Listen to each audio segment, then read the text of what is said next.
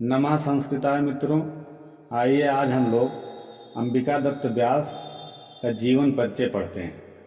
इनके पितामह का नाम पंडित राजा राम, पिता का नाम दुर्गा दत्त, चाचा दादा देवी दत्त, पुत्र पंडित राधा कुमार व्यास, गोत्र पराशर गोत्रीय यजुर्वेदी त्रिप्रवर भीड़ वंश, जन्म स्थान राज्य राजस्थान, जिला जयपुर, ग्राम रावत जी का धूला, मोहल्ला सिलावटी, जन्म समय चैत्र शुक्ल पक्ष अष्टमी, संवत 1915, सन 1858 ईस्वी, मृत मार्गशीर्ष अगहन कृष्ण पक्ष त्रयोदशी सोमवार, संवत 1957, सन 1900 ईस्वी।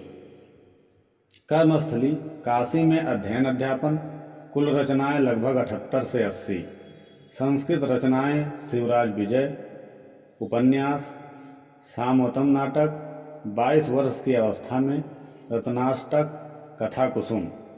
हिंदी रचनाएं बिहारी बिहार, कुंडलिनी छंद में, पत्रिका पीयूष प्रवाह का संपादन।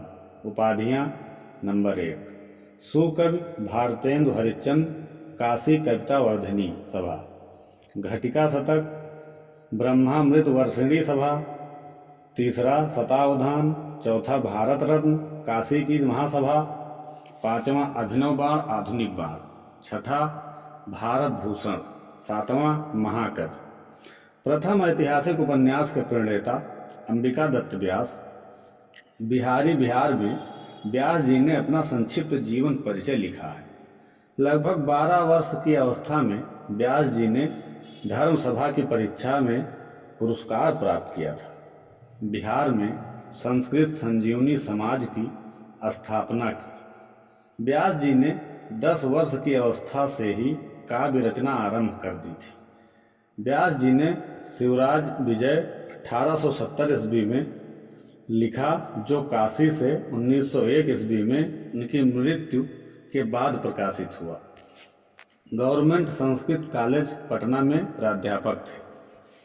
संगीत और शतरंज में भी व्यास जी विशेष रुचि रखते थे। सितार, हारमोनियम, जल तरंग और मृदंग इनके प्रिय वाद्य थे।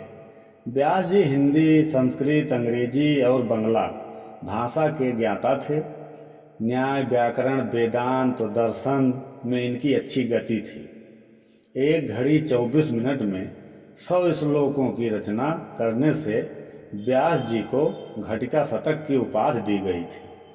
100 प्रश्नों को एक साथ ही सुनकर उन सभी प्रश्नों का उत्तर उसी क्रम में देने की अद्भुत क्षमता होने से उन्हें शतावधान की उपाधि दी गई थी। 42 वर्ष की अवस्था में ही व्यास जी संवत 1957, सन 1900 ईस्वी में अपने पीछे एक 9 वर्षीय पुत्र, एक कन्या और विधवा पत्नी को असहाय छोड़कर पंचतत्व को प्राप्त हो गए। मित्रों, आज के लिए बस इतना। नमः संस्कृताय।